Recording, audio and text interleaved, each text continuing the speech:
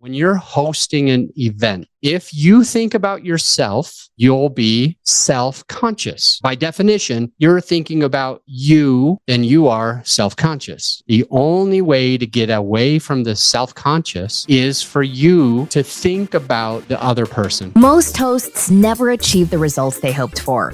They're falling short on listenership and monetization, meaning their message isn't being heard and their show ends up costing them money. This podcast was created to help you grow your listenership and make money while you're at it. Get ready to take notes. Here's your host, Adam Adams. Have you ever wondered how to get the absolute most amount of value when you're meeting people in person? For example, if you're at a conference and you're maybe passing out business cards, you want to get the most amount of value out of that event. Well, there is a quickest way to gain trust with other people. The absolute quickest way is to be there in person, one-on-one. So all those wallflowers sitting on the side, not willing to dance, probably not going to get as much value. You kind of got to be in there. But what if you don't know what you're doing? What if you don't know how to approach the situation when you're at a conference?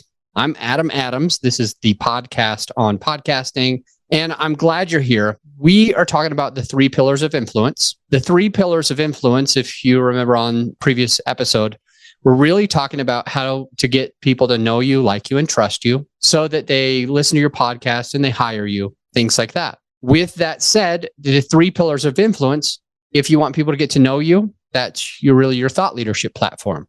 If you want to get people to like you, that can happen through social media. And if you want them to really trust you, it's going to be by meeting them in person. So maybe you're hosting a conference, maybe you're hosting an event, maybe you're hosting a meetup group, or you're attending a meetup group. Additionally, you could be doing Zoom calls, face-to-face calls, or even private messages with individuals on social media. These are the ways to be one-on-one, and the one-on-one ways are the way to gain the trust the most rapidly.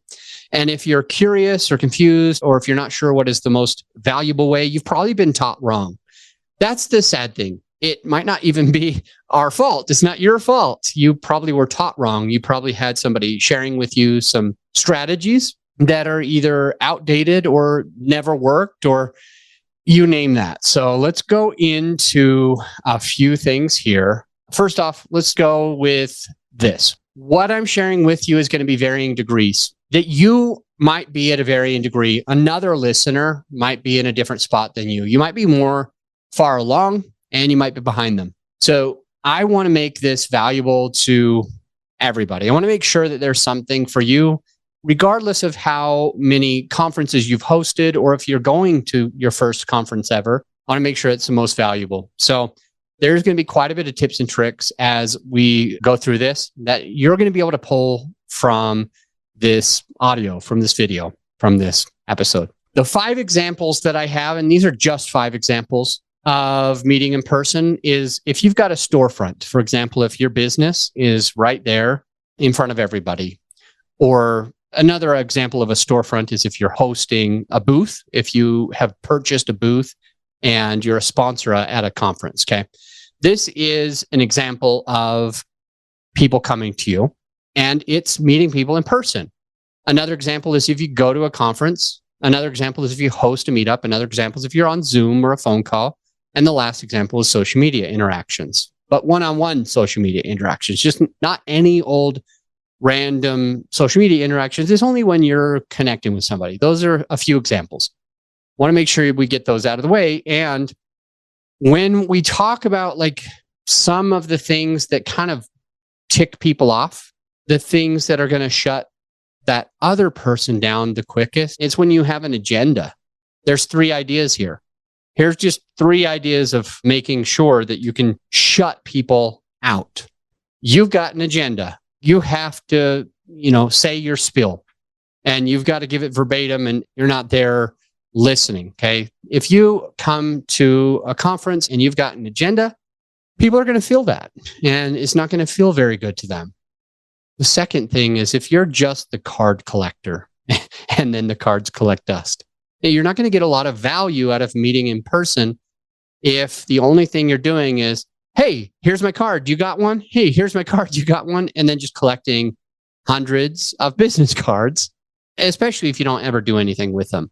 If you're just there collecting business cards, you're not going to get the same amount of value as if you follow the steps that I'll be sharing with you in a moment.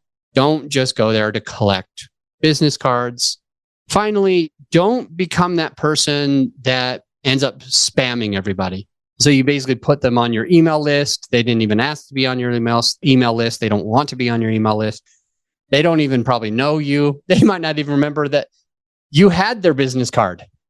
Don't be that person either. These are some things that can turn people off where you lose that trust the most rapidly. And as we said before, this is the place that you gain the most trust when you're meeting in person.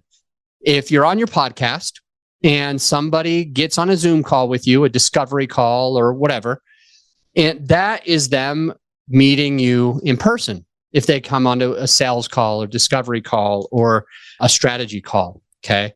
These are ways that people can get turned off. But let's talk about what are the best practices. What are the best things you can do when you're hosting an event and a whole bunch of people are there? How can you speak to them? What are the best strategies when you are hosting a podcast and one of your listeners connects with you? What are the best strategies if you're at a conference in your industry and you're wanting to network and someone comes up to you or you go up to them? What can you do to get that know, like, trust factor the quickest? So here's a few ideas of absolute best practices that I know work for everybody. Number one is think about it. If you're a normal human being, you were born with 2 ears and 1 mouth. 2 ears, 1 mouth is a phenomenal 2 ears according to kind of like I should listen more and shut the F up. Are you getting my drift? I should hear what that other person is looking for. I should ask more questions, etc. So how do you do that? If you've got 2 ears, 1 mouth, and you want to use them accordingly, how do you do that? Number one, I want you to have a genuine interest in that person. You're speaking with a group of people or one person, you're networking. I want you to slow the F down and ask more questions. Show a genuine interest in that person. Your questions shouldn't all be meant to just reply back and say a whole bunch of things of you. This isn't going to be the best way to make this work. The best way to make this work is to slow down the conversation with follow-up questions being the second idea to help you with your 2 ears, 1 mouth. Hear somebody say something, you can ask follow-up questions. One tip is to use like the last word or the last 3 words that they said. I believe I was in a mastermind that I'm not in anymore. I'm in a couple other masterminds. But the cool thing at that mastermind was this guy named Chris Voss came. Chris Voss, he's got a book, and he might have more than one book, but at the time he had a book called Never Split the Difference. And as he was presenting at our conference or at our mastermind event, the person who leads the group, he said to Chris Voss, he said, "Hey, I want to learn more about how you use the last 3 words. I think it's genius. And I think my group would love to hear more about how you use the last 3 words." And you know what Chris Voss said? He goes, "Last 3 words?" And he just paused. And what that ended up doing is the mastermind leader was like, "Well, yeah, like the last 3 words." And he goes into a lot more detail.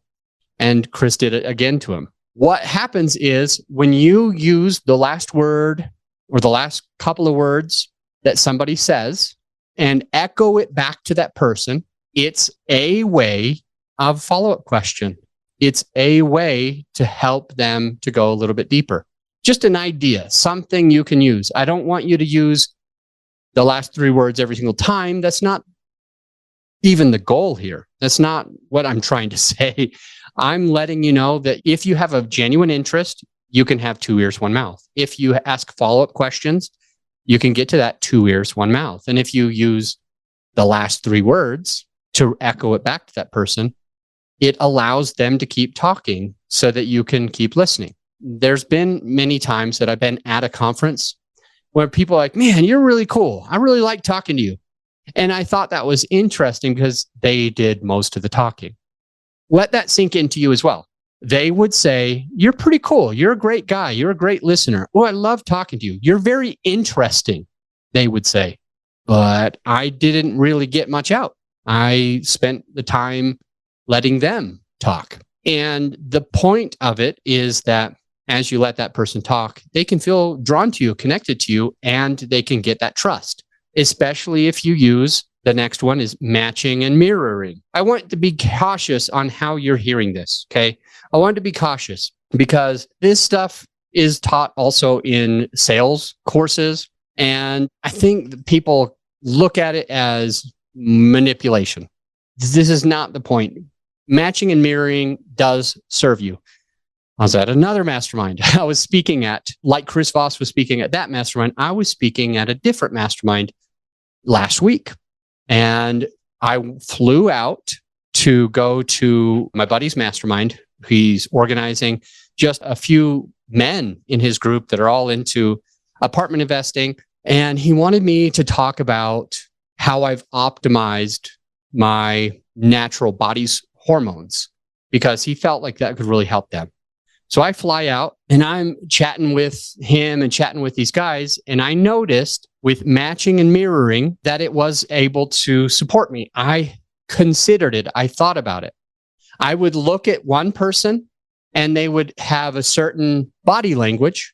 They would be leaning back or leaning in. They would be crossing their legs or taking up as much space as possible with their legs.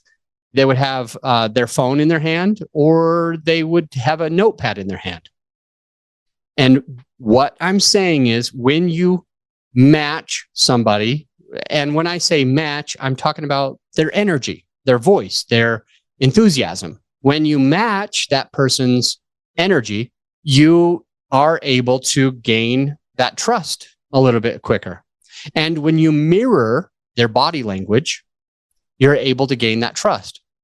And I actually do recall doing that intentionally with a couple of the guys. Now, I'm speaking just to a few guys basically in a living room in a little casita in the middle of nowhere, Mexico, beach town, a surf town.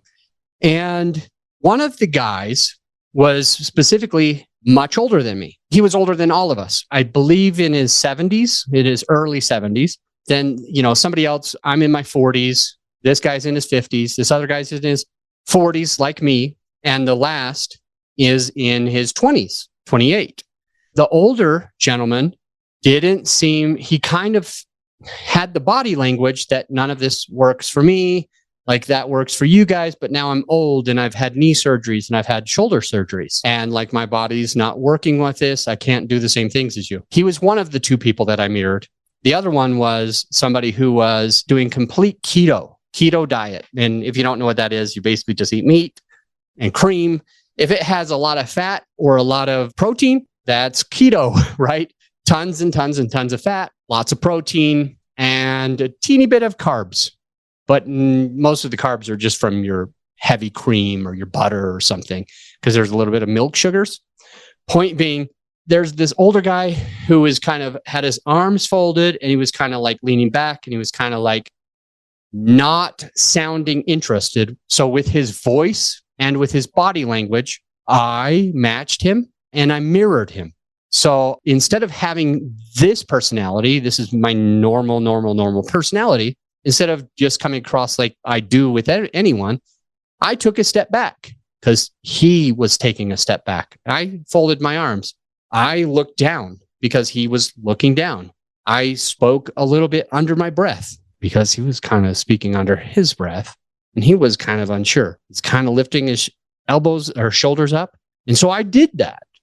I folded my arms to mirror him and I used his same energy level and I spoke to him and then I let go of my arms and I said, see what I mean? And he let go of his arms as well. He goes, yeah, I see what you mean. This is good stuff, Adam. And it was just interesting how powerful it can be to be able to connect with somebody, to match and mirror them. And you know that they're connected with you when they start matching and mirroring you. Then the other guy is coming up and he has a higher energy. He's leaning forward and he wants to show that he was right. So I tried to match and mirror him at a subtle level by changing my posture and my energy level to go closer to his. and then brought him on to my side. And he said at the end, he goes, one of my favorite things about Adam was that he didn't try to prove this to me. He didn't try to do this. He just understood that we had different diets, and he tried to help support me with the things that could help. And that came along with a little bit of matching and mirroring. Okay, we are just in the 2 ears, 1 mouth. Being genuinely interested, having the follow-up questions, using the last 3 words, matching, mirroring. And next, now I want to talk about just consider yourself a problem solver if at all possible. Hey, how can I help this person? What does this person need? What is this person worried about? What are they stressed about? What do I know that can support them?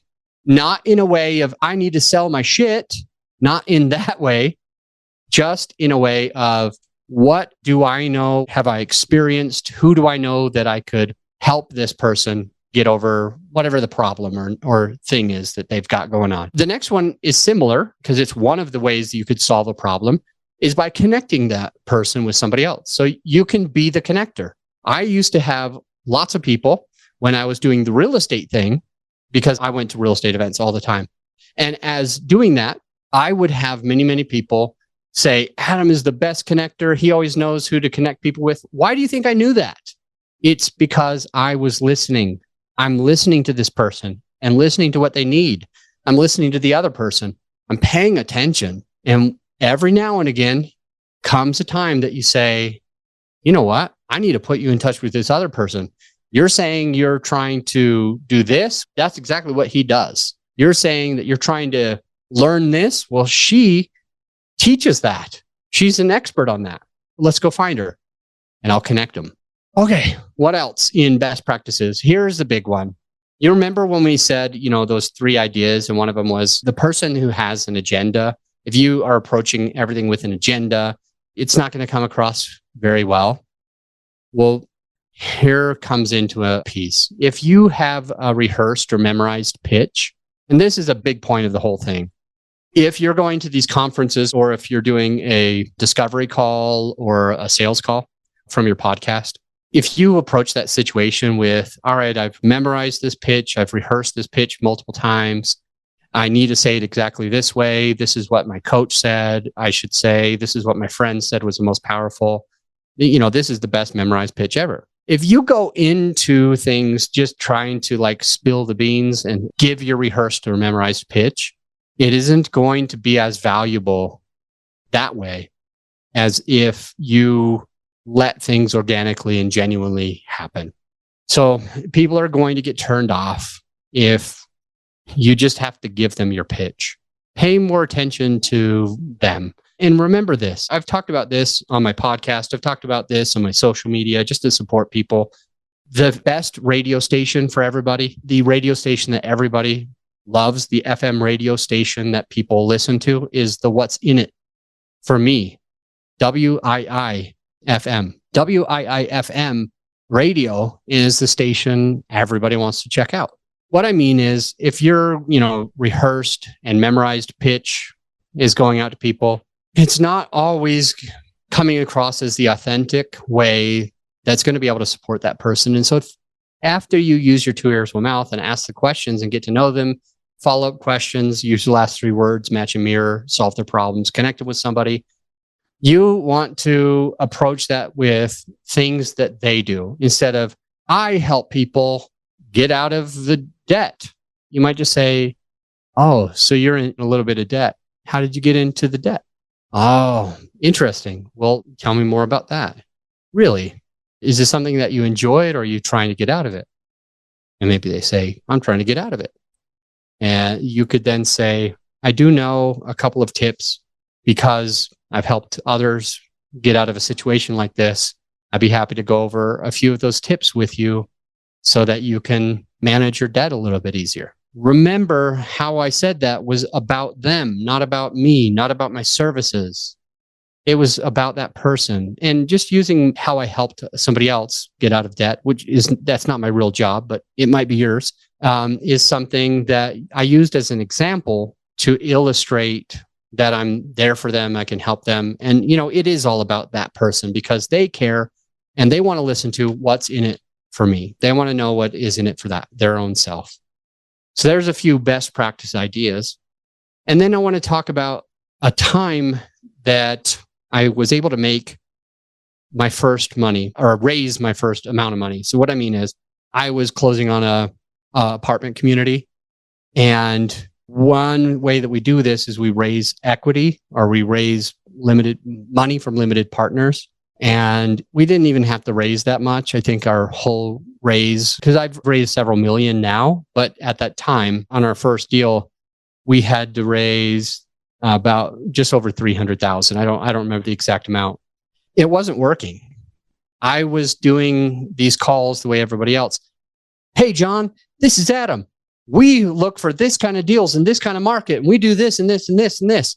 And how much money are you ready to put into our deal? I had this pitch and it didn't work. Phone call after phone call after endless, frustrating phone call. I got no, not interested. No, thank you. Not at this time. Maybe on your second deal, Adam. I don't invest in people's first deals. Not fun.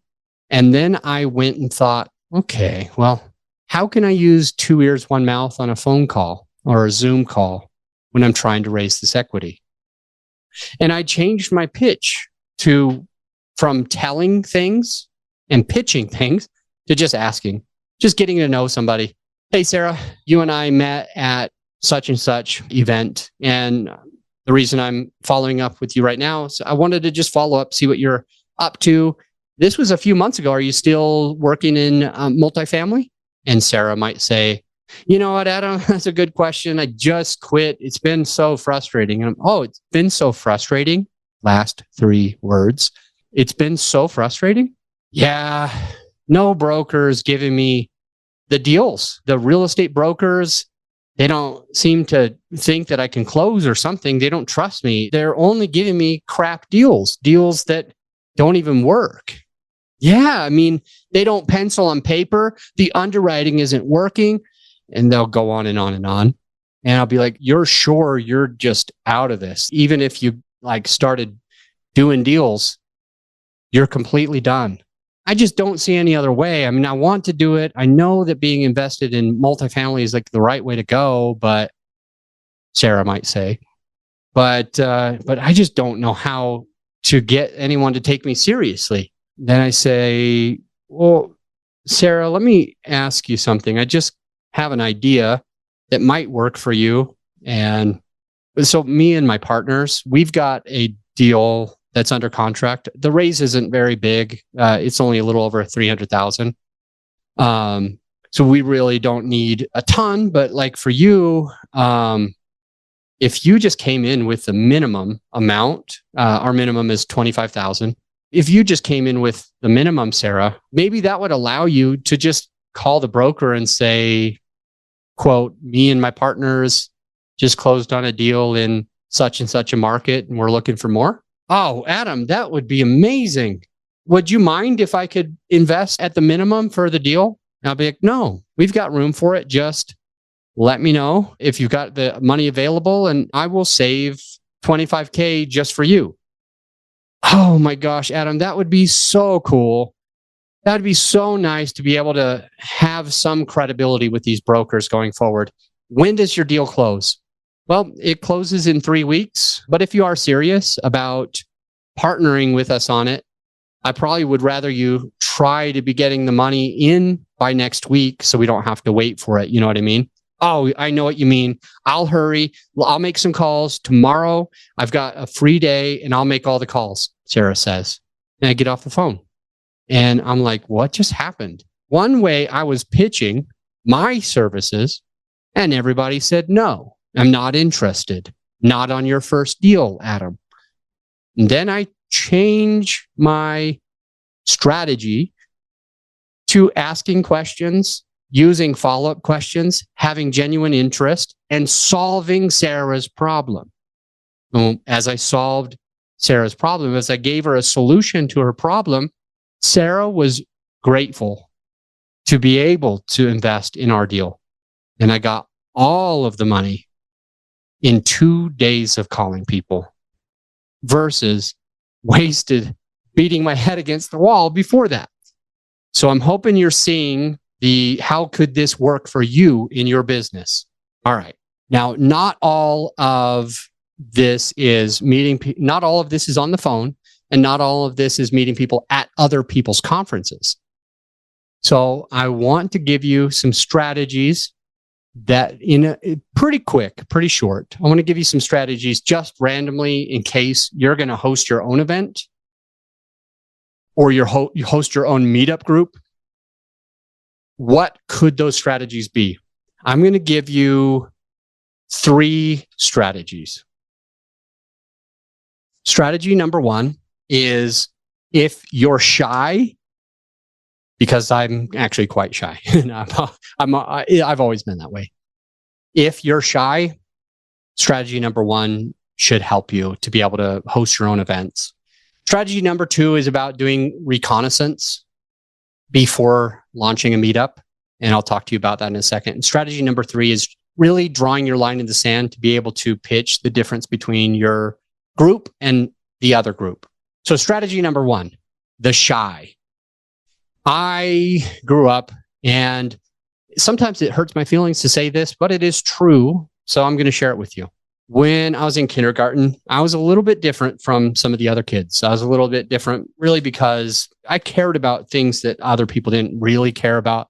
And I absolutely didn't care about everything that they did.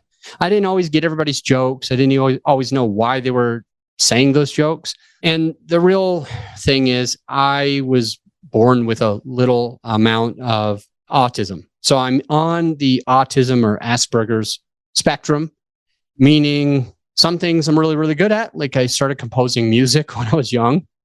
And then there's some things that I'm really, really bad at, like understanding your joke. Like you might be sarcastic with me and I'm like, are you serious? Or is that a joke? I mean, it seems like it could be a joke, but I don't want to take it as a joke. So I'm like, are you serious? And it's kind of can get frustrating, to be that way. It also meant that I didn't relate to everybody in kindergarten. This showed up a lot more when I was in grade school than the rest of my years. But in grade school, especially kindergarten, me being this shy kid that kind of felt like an outcast and kind of ended up being kind of an outcast because I cared about weird things and I didn't know any of the normal things that all the other kids knew. I didn't memorize the same types of things. I wasn't into the same types of things as all the rest of the kids. So I became a little shy and withdrawn because I didn't want to get made fun of. So fast forward a lot of years, and now I'm hosting a meetup group. The meetup ends up being one of the top meetups in the world, meaning out of 225,000 meetup groups across, I think it's 63 countries. I ended up being one of the 6 speakers at a meetup event held by Meetup headquarters in Manhattan. And of course, I was shy when I was on that stage, especially because I knew these were the top meetup organizers from the planet. Out of 225,000 meetups, there's only 6 speakers. It was nerve-wracking. So what do I do to overcome shyness? Well, I found that we become shy, we become timid, we become scared because of one thing. We are nervous because we don't want to be judged.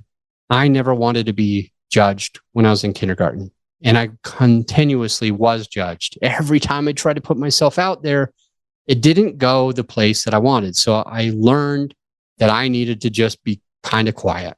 I'm a weird person. I'm interested in weird things that not everybody else was interested in, like composing music. I didn't like the screamo music that a lot of my classmates were listening to. I was listening to Mozart and Beethoven and Vivaldi. So here's the strategy that I learned. When you're hosting an event, if you think about yourself, you'll be self-conscious. By definition, you're thinking about you, then you are self-conscious. The only way to get away from the self-conscious is for you to think about the other person. Right now, I could be stuttering on my words. I could be nervous as heck. but I don't feel like I'm nervous as heck. And I'm not really stuttering that bad. The reason why is because I'm getting away from talking to you with my head and my self-consciousness. And I'm having this conversation with you with my heart, thinking to myself, what do you need? What is going to benefit you? Not what are you going to think of me when I say this or when I mess up, but what is it that you need? What is it that's going to support you and get you to the next level? So that's number one, shy. Number two, recon. So when I started my meetup, one of the things I did is I did my reconnaissance. I essentially looked up all of the meetup groups out there.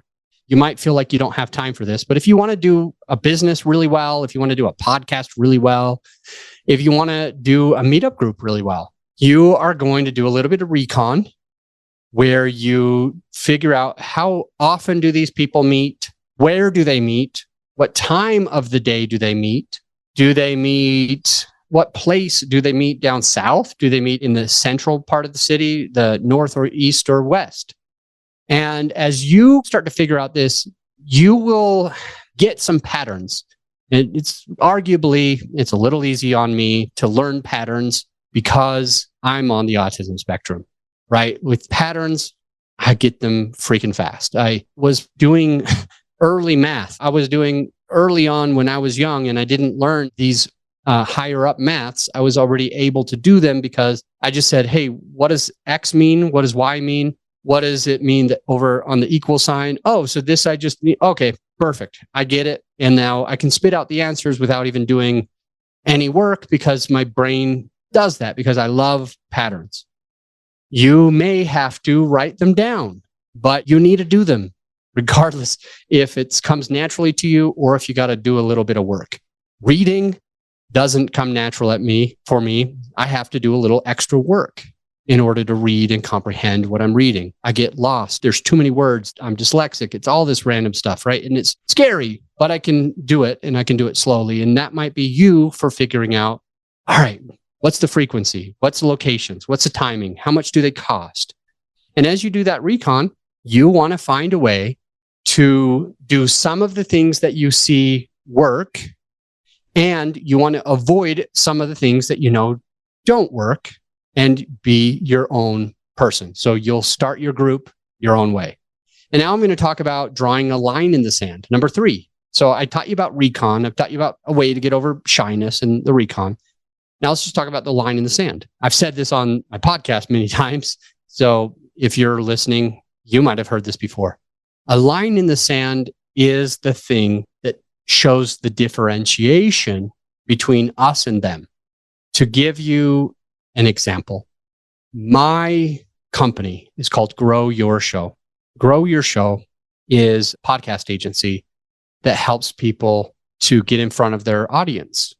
We do all the editing, publishing, and stuff like that. I could easily say, hey, we are just another audio editing team. Those guys audio edit, we audio edit. Do you want to choose them or us? But I don't do that. Rather than saying everybody's the same, there's no difference, but you could pay us to do the same thing you could pay them for, I figure out what's different. And we got to figure out what is the most different thing between us and them. Well, in my podcast agency, the big difference is the other teams only edit and produce. They don't usually do much else. They might run somebody's social media. They might email the guest for them, but they usually only do a couple things. Well, we do all of those things, and we ensure with paid ads that we're helping to get you in front of the right person. And so here's the line in the sand. On that side of the line, you have a podcast. And if that's all you want, it'll work for you. On this side of the line, we ensure that the podcast is successful and you're making money instead of spending money. Money is coming into your pockets instead of out of your pockets. So if you go with the other guys, you might have, on average, and I use real numbers here, just less than 100 downloads per episode. That's the average, just less than 100 downloads per episode. And if you come on this side of the line, you're more likely to be ranked in the top 1% of all podcasters in the world, and you will get closer to 3,500 listeners or downloads. So it can be about 35 times more valuable to work with us than to work with another company. You just want to have a podcast. A lot of people can help you. But on this side, we want to make sure that your podcast is generating leads, supporting you, making money for you, not just that you have it. And I might make a funny joke, like if you go with the other guys, you might have a diary. If you go with us, then you'll have a thought leadership platform that is attracting the right person. So how would we do this with the meetup? Well, after we do the recon and figure out what other meetups are, what they're about, what they do, then we go in and we show that differentiation.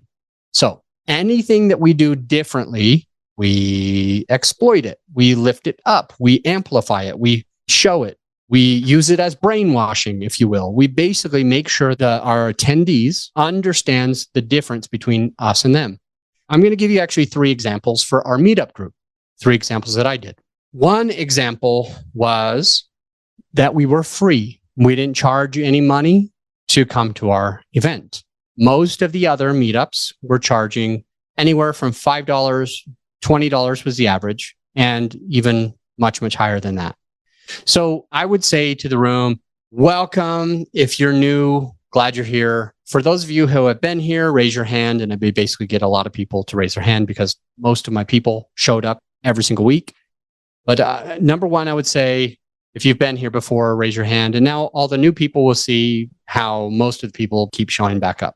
And I would say, I don't charge any money. For those of you who are new, I don't charge any money for this. I don't have anything to sell you. I don't have a coaching program. I don't have a course that I want you to buy. The only thing that I'm looking for is to doing business with people that are actually doing deals. And so my number one would be, I'm free. My meetup is free because, and you would always say because, that word because is very, very important. We are free because I don't care about making $20 every week from you. I don't want to sell you a coaching program. I only want to do deals with you. When you and I do deals, we both make money, and that makes me happy. That's why we're free. So I would drop my line in the sand, and I basically say, the other people charge, and we're free, and here's why. Number 2, or letter B. A, it's free because. B, we meet at lunchtime. So then I would say, you might notice that most every other meetup group out there, for it was a real estate group that I ran. It was called the Lunch Club. Most of the other real estate groups out there, they meet at night. Does anybody know why they meet at night? They meet at night because that's when newbies can come. They want newbies to come because they sell a coaching program. They make their money when they get clients. For me, I don't want to do a thing in the evening. First off, I've got my kids in the evening and I want to be a good dad. But really, when it comes to you, I want to make sure that I'm connecting you with other people and me with you being people that are actually active in the game. And so then I would get a show of hands and I would say, look around, raise your hand if you have done a deal outside of just your own residence. And everybody raises their hands and I'd say, see, look around. This is a group where everybody's doing things. This is the type of people I want to be around. So I'm really drawing that line in the sand. I'm really brainwashing my person, right? I'm really brainwashing them. Not in such a bad way, but I'm influencing them to understand that we meet at lunch for a real reason. We meet at lunch because I want the cream of the crop, the top people, the people that are actually doing stuff. I'm not trying to have a coaching program. I'm trying to do deals. And C, why do we meet weekly? Well, I found that there is science that shows that it takes 6 to 13 times to meet people in person. And, if I had a group that most of these other groups that are out here that meet once a quarter or once a month, it's probably going to take a minimum of 6 months before you start doing business with anybody in the room, or more than a year. And I don't want that to happen. I want you to be able to gain that trust with other people. I want you to be able to learn from other people. I want you to be able to make money with others in this room. So we do it weekly, and that allows us to be able to get that 6 to 13 times within anywhere from 6 weeks to 13 weeks. You are already able to start doing business with another person in this room. That's going to amplify your success. That's going to benefit you to be able to get to this place. That's why we meet every single week. And then I'd show of hands again. Who's going to be here next week? And practically everybody raises their hand, and that gives a little bit more social proofing. So if you're hosting a meetup, what are the 3 big things? If you're shy, it's more about them, not about you. Let it be about that other person, and you will get out of your head being self-conscious. Number 2, do your reconnaissance on frequency, cost, timing, location.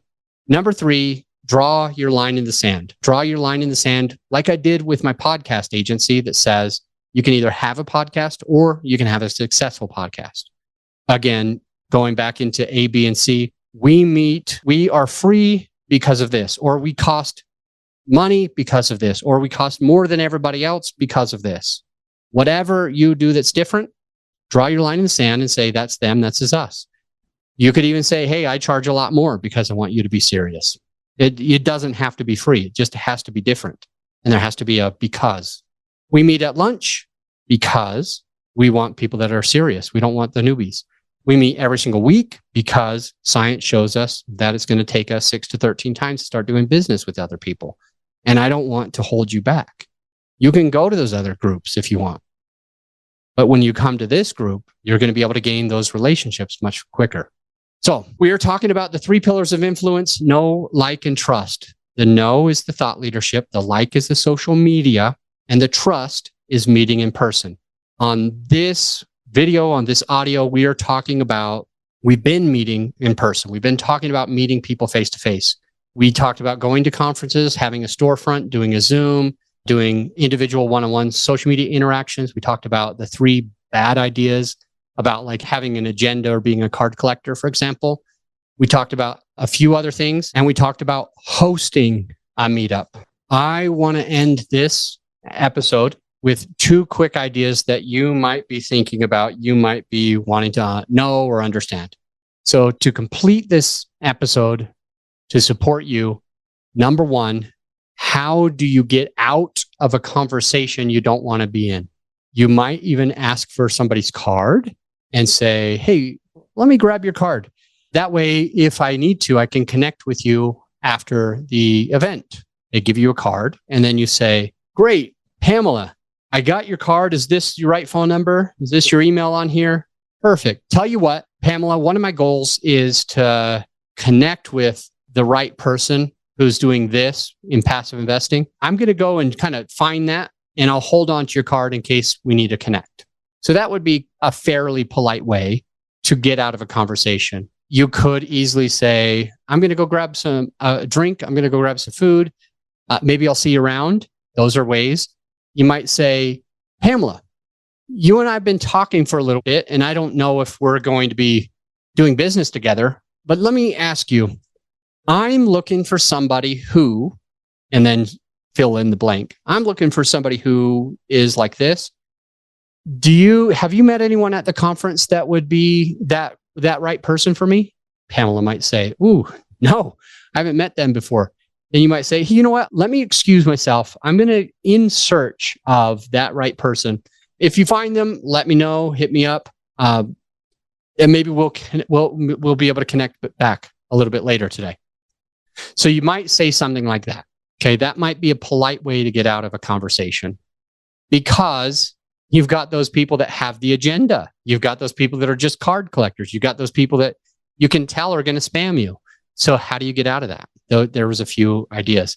Now, if you've got a podcast, here's a brilliant thing. If you have your own podcast, and I hope you do, then you can do this. You can say, you know what, Amanda, maybe you're talking to Amanda. Amanda, you know what? This conversation is going pretty good. And I heard you say X, Y, and Z. Would you be open to being a guest on my show to help my listener learn how to do this part of that? And Amanda might say, ooh, that would be great. I would love to do that.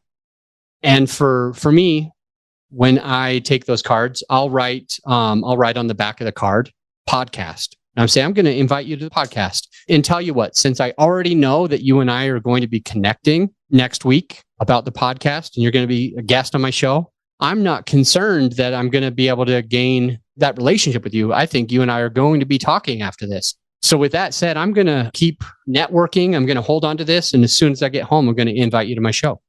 And so that can be a good way. I remember, quick story, I was speaking for a group, and the group was a really practically only billionaires. Now, some of them had hundreds of millions of dollars, but most of the people were focused on having a big, family office. So I was speaking at this event. And when you speak at an event like that, they probably have 40 different speakers. And so no one's really going to remember me from speaking on the stage for 15 minutes. And not everybody's going to be in the same room when I was speaking. So what I did to get the most and to maximize my value when I spoke at this family office conference with all the billionaires is I looked for opportunities to find guests for my show. Interesting story. In front of me, there was a billionaire was talking. They had some really cool things to say. They're coming down off the stage, and I run to talk to them, but I don't make it. I practically run. I'm flying. I'm going fast. And two people made it in front of me, and dozens of people made it behind me. The first person was like, "Hey, I liked what you said. Can I get your card?" And they're like, "Ooh, you know what? Let me grab your card instead." They were patting their pockets. They're like, "Oh, let me grab your card instead." The next person is like, "Hey, I would love to work with you. I'd love to show you all my stuff that you can invest in because you have billions of dollars." They didn't say it exactly like that, but it was pretty much this. "I'd love for you to be an investor in my deals. And let me grab your card and I will connect with you." Again, the person pats his chest pockets and then his pants pockets and says, "Hey, let me grab your card instead." And then I come up, I'm third in line, and I go, I don't remember the guy's name. I'm going to pretend it's Arnold. So Arnold, I just have to tell you, what you shared up there was quite insightful. And I don't even know if you'd be open to it, but I've got a podcast with some followers that are trying to learn just that thing. If you'd be open to sharing some of that content with my listener, let me know. And if not, I just wanted to come and tell you that how insightful what you shared was. And you know what Arnold said? He immediately grabbed his card from his chest pocket. He reached right inside. He knew right where it was. He was lying to the other two people. He goes, "Adam, this is my personal cell. I would be honored to share my story with your listener."